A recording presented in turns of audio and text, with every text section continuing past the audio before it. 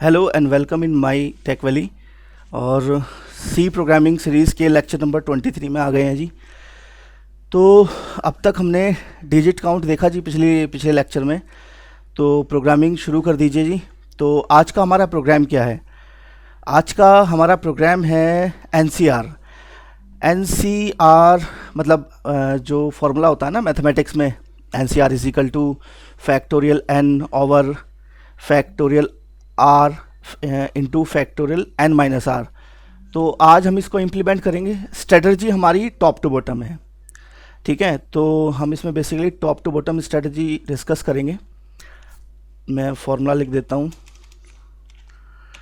Formula है जी हमारा n C r is equal to factorial n divided by factorial r into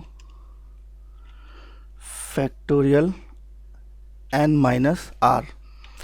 ठीक है जी। जहाँ पर एन जो है वो ग्रेटर दैन और इक्वल टू होता है आर के, और एन और आर दोनों ग्रेटर दैन और इक्वल टू होते हैं जीरो के। ठीक है, बाइनोमियल थ्योरम में आपने पढ़ा होगा, कोई बात नहीं। आप ये समझिए कि एक हमें फॉर्मूला इंप्लीमेंट करना है। ठीक है, तो इस प्रोग्राम में क्या है, दो इनपुट हैं, एक एन और एक आर। ठीक है, और ये मैथमेटिकल फार्मूला हमें इंप्लीमेंट करना है। तो टॉप टू बॉटम स्ट्रेटजी रखेंगे। तो शुरू करते हैं जी। तो हमें यूज़र से एन और आर पूछने हैं, एन और आर सी कैलकुलेट करना है। इनपुट करा लेते हैं printf enter n and r. तो मैंने ये कहा था कि टॉप टू बॉटम स्ट्रेटजी का मतलब ये होता है कि मेन में हम अपना लॉजिक नहीं लिखेंगे, और हम ये मान लेते हैं कि एनसीआर कैलकुलेट करने के लिए फंक्शन ऑलरेडी है। ठीक है, तो NCR N comma R, C calculate कर देगा ये, प्रिंट एफ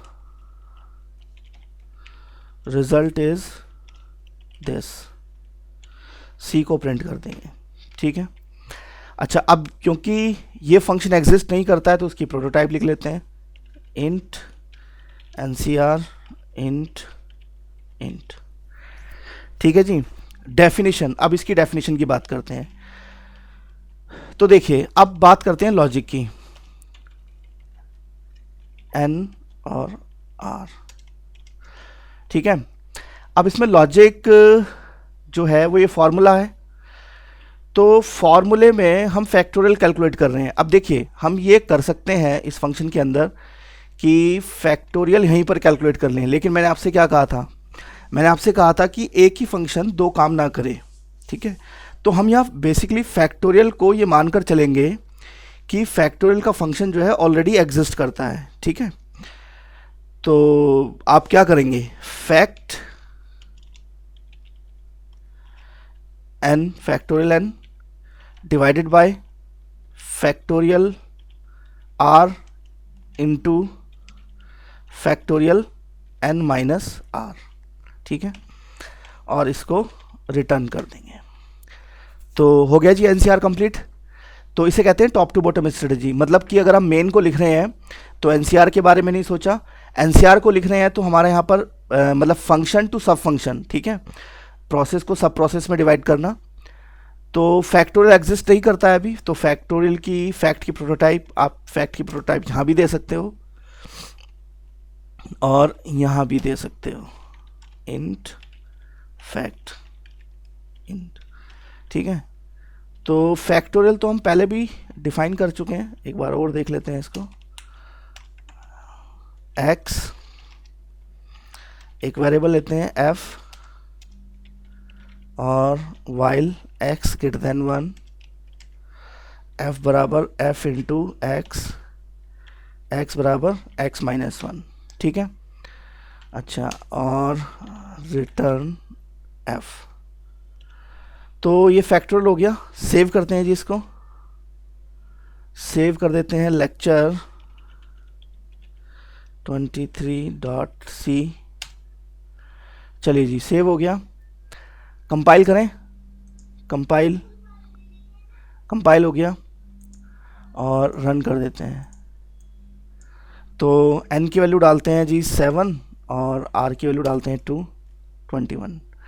ठीक है, तो ये प्रोग्राम हो गया जी। तो इसमें हमने क्या देखा, इसमें हमने देखा टॉप टू बॉटम स्ट्रेटजी। मान लीजिए अगर हमें कोई फंक्शन डेवलप करना है, फंक्शन आपका कोई प्रोग्राम है उसमें कोई फंक्शन है, तो आप जब उस फंक्शन को लिखें तो मान लीजिए जैसे हमने एनसीआर को लिखा, तो एनसीआर में हमें फैक्टोरियल की रिक्वायरमेंट पड़ी, तो फैक्टोरियल को फिर फर्दर हमने ये सोचा कि फैक्टोरियल एग्जिस्ट करता है, ठीक है। अब मान लीजिए अगर मैं कोई ऐसा लॉजिक लिखूं जिसमें मुझे एनसीआर की रिक्वायरमेंट हो, तो मैं ये मानूंगा पहले तो कि वो फंक्शन एग्जिस्ट करता है। सपोज एक जैसे फॉर एग्जांपल एक हम पास्कल ट्रायंगल बनाएंगे, तो पास्कल ट्रायंगल में क्या होगा, पास्कल ट्रायंगल में हम जो ट्रायंगल में वैल्यू होती है वो एनसीआर वैल्यू होती है। तो ट्रायंगल फंक्शन होगा ट्रायंगल को प्रिंट करने का, तो सब फंक्शन फिर हम एनसीआर लेंगे, एनसीआर के अंदर फिर फैक्ट लेंगे, ठीक है। तो इसी तरह से जी प्रोग्रामिंग करनी है हमें फंक्शन में प्रॉब्लम को तोड़कर, ठीक है। तो top to bottom strategy.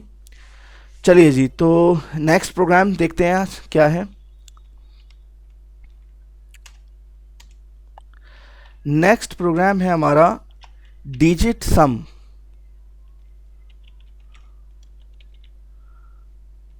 Of A number, ठीक है जी। यूजर से एक नंबर पूछना है, एंटर ए नंबर, सपोज ये दिया, तो डिजिट सम क्या होगा,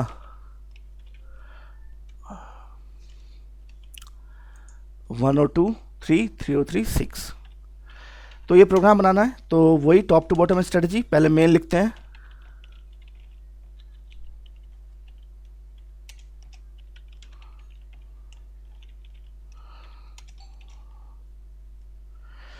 एक वेरिएबल लेते हैं x, एक वेरिएबल लेते हैं ds, इनपुट कराते हैं,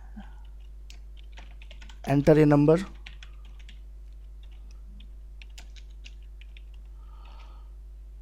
स्कैन कर लेते हैं नंबर को, डिजिट सम x, और इसको प्रिंट कर देते हैं।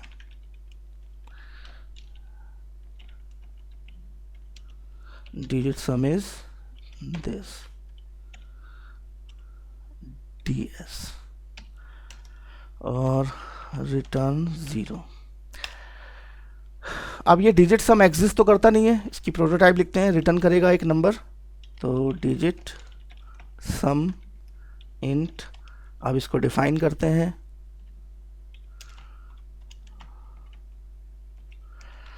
हाँ जी। तो लॉजिक क्या रखेंगे, देखिए लॉजिक क्या रखते हैं। मैंने मान लीजिए 123 लिया, ठीक है।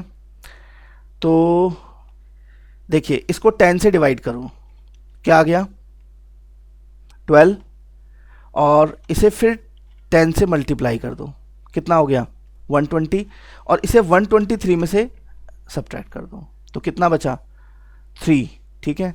तो इस फॉर्मूले के थ्रू हमने राइट मोस्ट डिजिट एक नंबर की निकाल ली, ठीक है। अब देखिए यही काम आप ऐसे भी कर सकते हो, इसको ऐसे लिखा है, इसको एक तरीके से और कर सकते हो, रिमाइंडर बाय 10, तो इससे भी आपको क्या मिलेगा, इससे भी आपको 3 मिलेगा। तो देखिए इस फॉर्मूले से भी आपको 3 मिला, और इस फॉर्मूले से, बेसिकली ये फॉर्मूला रिमाइंडर निकालने का है, और या फिर आप सीधा सीधा रिमाइंडर ऑपरेटर भी यूज़ कर सकते हैं, ये रिमाइंडर ऑपरेटर है, ठीक है। 10 से डिवाइड करो, पूरा पूरा कट गया 120, और 3 रिमाइंडर आ गया। तो जी इस लॉजिक का यूज़ करेंगे कब तक, अब सवाल उठता है कब तक। तो देखिए सबसे पहले हमने 123 को 10 से डिवाइड किया, या रिमाइंडर लिया और 3 आ गया। अब 123 को 10 से डिवाइड कर दीजिए कितना आ गया 12, इस 12 को फिर 10 से रिमाइंडर लीजिए, कितना मिला 2, ठीक है। और फिर 12 को 10 से डिवाइड कर दीजिए, कितना मिला 1, और 1 को फिर 10 से रिमाइंडर लीजिए, कितना मिलेगा 1, और 1 को 10 से डिवाइड करोगे कितना मिलेगा 0। तो ये जब तक नंबर 0 ना हो जाए, तो देखिए रिमाइंडर का जो रिजल्ट है ये 1 2 और 3, इनको ऐड करते जाएंगे। तो देखिए हमने यहाँ पर लिखा वाइल जब तक x 0 ना हो जाए तब तक क्या किया, x रिमाइंडर 10 ds में ऐड करते जाएंगे, ठीक है। ds is equal to ds plus this, और x is equal to x divided by 10, simple. और यहाँ पर एक वेरिएबल ले लेते हैं ds। फाइनली ds को हम रिटर्न कर देंगे, रिटर्न ds, ठीक है जी। तो हमारा यहाँ कैलकुलेट हो गया डिजिट सम। इसको सेव करते हैं, लेक्चर 23 2.c, कंपाइल करें, कंपाइल हो गया, रन करते हैं। 123.6, ठीक है, रन करते हैं, फिर 0 के लिए चेक करते हैं, 0 का 0 बिल्कुल ठीक है। अब एक नेगेटिव नंबर देते हैं इसके अंदर, ठीक है, -123 -6।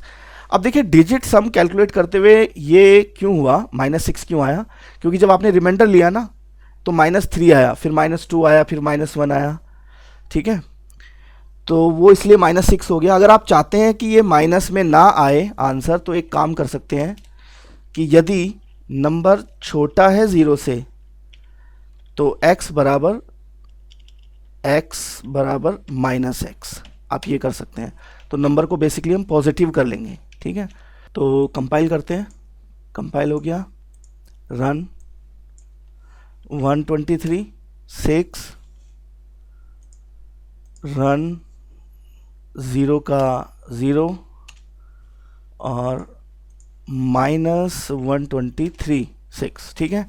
तो पॉजिटिव, नेगेटिव और 0 तीनों नंबर टेस्ट हो गए।